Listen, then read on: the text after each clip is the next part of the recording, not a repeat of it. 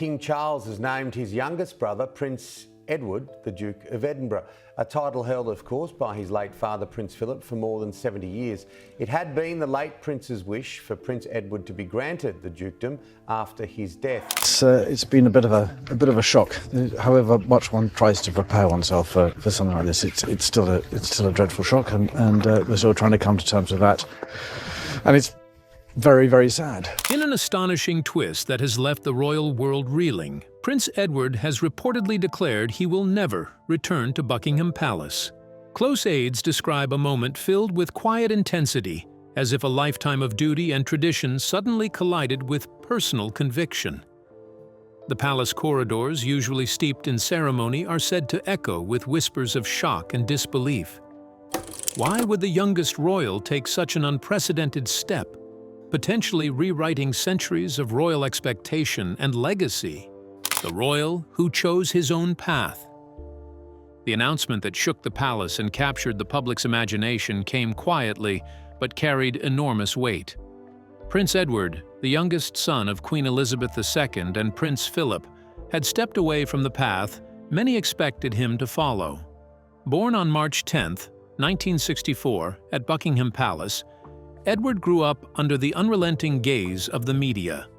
Yet he always seemed different from his elder brothers, King Charles III and Prince Andrew. Where they leaned into tradition, Edward often carved his own path, blending royal duty with personal ambition. Edward's journey was marked early on by choices that surprised even those closest to him.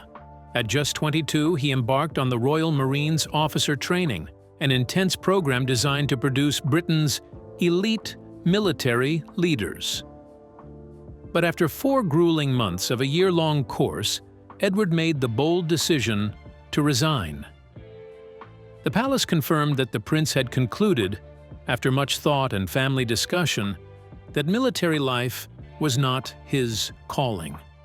This choice followed a weekend summit at Sandringham in Norfolk, where he reportedly explained his decision to the Queen, Prince Philip, and his siblings. None reportedly supported it, yet Edward stood firm, arguing that forcing himself into a career he disliked would only leave him trapped. The reaction was a mixture of shock, curiosity, and admiration. Within the palace, his resignation was seen as a departure from a proud family tradition. Both his father and brothers had served in the Navy, but to the public, it felt like a statement of independence. London newspapers had already hinted at his struggle, and a poll at the time suggested that the majority of Britons supported Edward's choice, recognizing the human desire to follow one's own path even within the rigid walls of royalty. Edward's interests had long leaned elsewhere. After Cambridge, where he earned a degree in history, he dabbled in the theater world, briefly working with Andrew Lloyd Webber's company, before founding Arden Productions in 1993. His ventures into arts and media often drew criticism, but they also reflected a man determined to create a life on his own terms. In 1999, he married Sophie Rhys Jones, now the Duchess of Edinburgh, stepping into public life as a partner rather than merely a title holder. Together, they have carried out royal duties with quiet dedication, often in contrast to the headline-grabbing antics of other family members. Recently, Edward's trajectory shifted again as he announced plans to step back from full-time royal duties, signaling a new chapter in both his life and the monarchy itself. It's a move that invites questions. How will his independent path influence the family dynamic? And does this quiet determination hint at a broader shift in how modern royals balance tradition with personal choice? One thing is certain: Prince Edward has long been the royal who chose his own path, and his story continues to fascinate both insiders and the public alike. But what happens when passion clashes with tradition? Will it triumph or crumble? Stay connected to your screen to find out. Choosing passion over tradition. Why would someone step away from a life so deeply entwined with family legacy? For Prince Edward, the answer appears both simple and profound. personal fulfillment. While royalty often demands strict adherence to tradition, reports suggest Edward considered a career in theatre, a pursuit contrasting sharply with the rigid expectations of military and palace life. By following his passion, Edward defied centuries of convention, prioritizing personal joy over public expectation. Critics have debated whether his choice signals weakness or courage. Perhaps it is both. Leaving Buckingham Palace, the heart of royal authority and a symbol of enduring tradition, required resilience. Edward's decision resonates with anyone who has felt torn between duty and authenticity. Unlike the more public departures of Prince Harry and Meghan Markle, Edward's exit is quiet, deliberate, and measured, yet no less significant.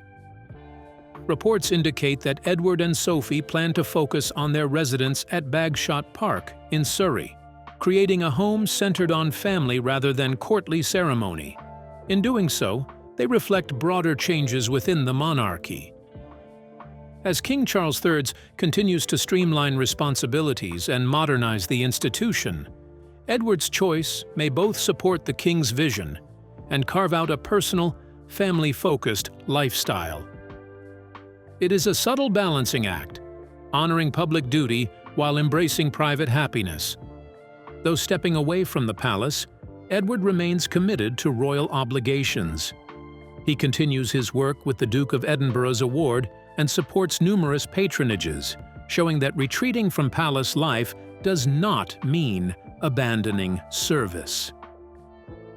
His move reflects a monarchy gradually acknowledging that tradition can coexist with modern individuality. Ultimately, Edward's farewell is more than a residential change or career pursuit.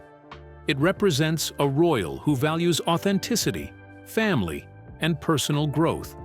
By choosing a quieter path, Edward challenges the assumption that royal life must always unfold in the public eye. As he embraces this new chapter, the world watches, wondering how his delicate balance of passion and responsibility will shape both his legacy and the evolving role of modern royalty. But what drove Prince Edward's daring move beyond Buckingham Palace? And how will it change everything? Stay glued to your screen. Prince Edward's bold leap beyond Buckingham Palace.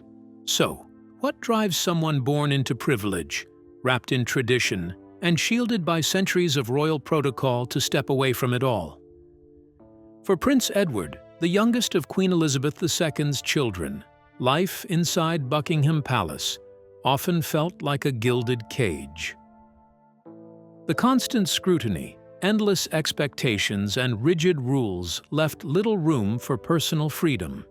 Every misstep was magnified, every ambition questioned, not just by the public, but by family, too. It's no wonder that Edward, drawn to creativity and show business, felt compelled to carve his own path. From an early age, Edward was captivated by the stage. At Cambridge, he appeared in school plays, testing the waters of performance. By 1987, he boldly produced the Grand Knockout Tournament, a charity spectacle lampooned by critics as the most damaging royal stunt since Oliver Cromwell. Undeterred, he joined Andrew Lloyd Webber's Really Useful Group and, in 1990, co-founded a theatrical production company, though it quickly folded, leaving a £600,000 debt in its wake. Edward's determination did not falter. In 1993, he launched Ardent Productions, a company meant to reflect ambition, creativity, and a desire to tell compelling stories.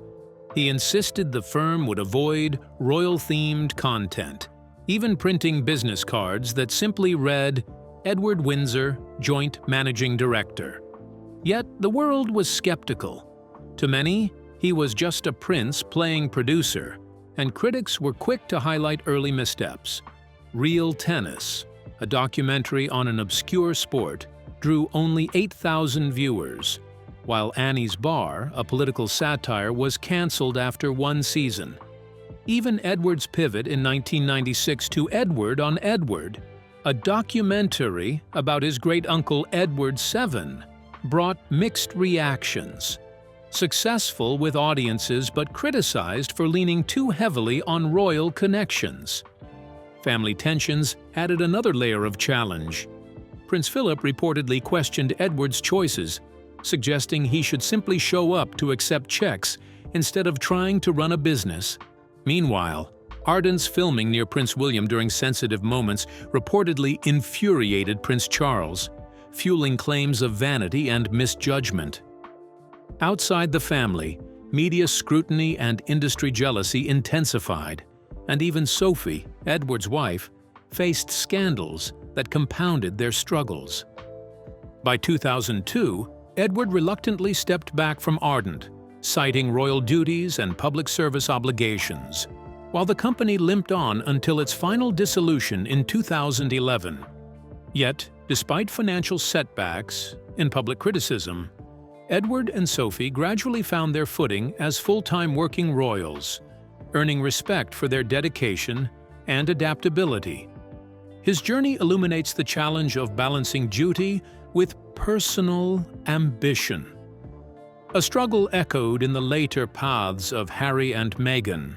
For Edward, leaving the palace was not escape alone, but an attempt to live authentically, daring to chase dreams under a spotlight few could endure.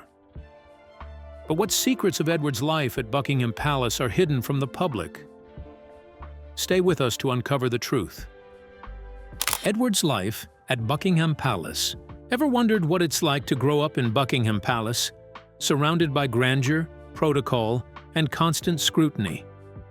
For Prince Edward, the youngest of Queen Elizabeth II's 4 children, life was both privileged and intensely structured. The palace was more than a home. It was a stage, a workplace, and a constant reminder of royal expectation. From an early age, Edward and his siblings, Charles, Anne, and Andrew, were carefully watched over by nannies and staff, while their parents carved out time for meals and quiet evening moments in the private quarters. Amid this formality, Edward found small pockets of freedom. Days could be spent exploring the vast palace gardens, pursuing hobbies, or engaging in playful sibling rivalries. But the shadow of his older brother Andrew loomed large. Known for his boisterous nature and occasional tantrums, Andrew reportedly bullied Edward during their childhood, snatching treats or asserting dominance in ways that left Edward internalizing his frustration. He would blush, fall silent, and retreat into himself, a pattern that, over time, shaped his gentle, well-mannered persona. Despite these challenges, Edward excelled academically and socially. At Gordonstoun School in Scotland, he distinguished himself in sports, drama, and leadership, even becoming head boy and earning a spot on the cricket First Defensivelo. Where Andrew's path leaned toward the military, Edward developed a love for the arts, following his passion for theater and history all the way to Cambridge University. While his grades were modest by traditional standards, his creativity and drive set him apart, signaling a willingness to carve a unique path rather than follow the footsteps of his father and siblings. After returning to Buckingham Palace, Edward began taking on royal duties, hosting receptions and attending official events, while also pursuing creative projects. He briefly worked with Andrew Lloyd Webber's theater company before founding Ardent Productions, a television production venture that reflected his desire to blend artistic ambition with public responsibility. Yet even in these professional endeavors, the palace remained a central hub, both a symbol of duty and a constant reminder of family expectations. Eventually, Edward settled into a more private life at Bagshot Park with his wife, Sophie, Countess of Wessex. While he stepped away from the intense scrutiny that shaped his early years, questions lingered. Did his childhood experiences, living in Andrew's shadow, navigating palace discipline and balancing public duty with personal ambition, truly allow him privacy? Or did the pressures of royal life follow him, quietly shaping the man he became? From playground rivalries in Buckingham's gardens to the bright lights of Cambridge and the arts, Edward's journey reflects a life spent balancing tradition with individuality, discipline with curiosity, and royal expectation with personal choice. A delicate dance that continues to fascinate and intrigue. But what secrets lie behind Prince Edward and Sophie's hidden world? Keep watching. The Hidden World of Prince Edward and Sophie.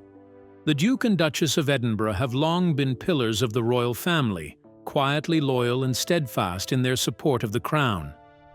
Unlike some of their more public relatives, Prince Edward and Sophie have chosen discretion over spectacle, often keeping their personal lives tucked away from prying eyes. This commitment to privacy has made them less familiar to many royal fans, yet it only adds to the intrigue surrounding them. Over the years, Edward has steadily taken on more responsibility within the monarchy, becoming a central figure behind the scenes. But beyond his official duties lies a web of stories that hint at a far more complex character. Rumors of sibling rivalries, disagreements over titles, and a sometimes frosty relationship with the press have followed him for decades. Some suggest these tensions reflect the pressures of a life constantly under scrutiny, while others wonder if they reveal deeper family dynamics at play. Sophie, meanwhile, has balanced her royal responsibilities with a determination to lead a grounded life, earning respect for her charitable work and measured public appearances. Together, they present an image of understated dedication. A couple who quietly navigates palace politics while maintaining a sense of normalcy. Though they rarely make headlines like other royals, their story is far from simple. Behind the polished appearances and carefully managed schedules lie layers of loyalty, private struggles, and untold narratives that continue to fascinate those who look beyond the official photographs. Could there be more hidden tensions and secrets yet to emerge? Only time and careful observation may reveal the full picture. But what hidden struggles lie between Robert Redford's duty and privacy? Stay tuned. A life between duty and privacy. How does a reserved prince balance tradition, duty, and a deep desire for privacy? For Edward, now the Duke of Edinburgh, this question has shaped nearly every chapter of his royal journey. Unlike his mother, Queen Elizabeth II, who popularized the handshake as part of royal walkabouts, Edward has taken a quieter path. He greets crowds warmly, waves and chats, but often avoids shaking hands, explaining that this allows him to speak to more people in the limited time available. Some see it as efficiency, others see it as distance, but either way, it reveals Edward's unique approach to royal duty. His private life has always carried the same careful balance. Edward first met Sophie Rhys-Jones in 1987 at Capitol Radio, though romance did not blossom until years later when she handled publicity for one of his charity tennis events. Their relationship, once it grew, was carefully shielded from the press. Edward even appealed directly to the media, asking them to respect Sophie's privacy, a rare move that showed how determined he was to protect the woman he loved from the relentless glare of royal coverage. After years of speculation, the couple married in 1999. Unlike his brothers, Edward requested not to receive a dukedom on his wedding day. Inspired by a character in the film Shakespeare in Love, he instead asked to be styled as the Earl of Wessex, a highly unusual decision that reflected his independent streak. But destiny caught up with him in March 2023 when King Charles III finally granted him the long-awaited title of Duke of Edinburgh, fulfilling the wish of their late father, Prince Philip. Still, even that moment of triumph carried whispers of tension. Reports suggested Charles initially considered keeping the title for Princess Charlotte as part of his slimmed-down vision for the monarchy. Though the king ultimately honored Edward, some believe the dukedom may return to the crown after Edward's death, rather than passing to his son James. Now in his 60s, Edward carries the legacy of his father while carving out his own. Alongside Sophie, he has earned growing respect for his quiet dedication to the arts, education, and community causes. Their enduring marriage and steady presence stand in contrast to the turbulence that once defined royal headlines. Yet the questions remain. Was Edward's insistence on privacy a mistake, or his greatest strength in navigating a life lived under constant watch? So, what do you think drove Prince Edward to make such a shocking farewell to Buckingham Palace? Does this signal a royal shift we weren't expecting? We'd like to hear your thoughts. Don't forget to like and subscribe.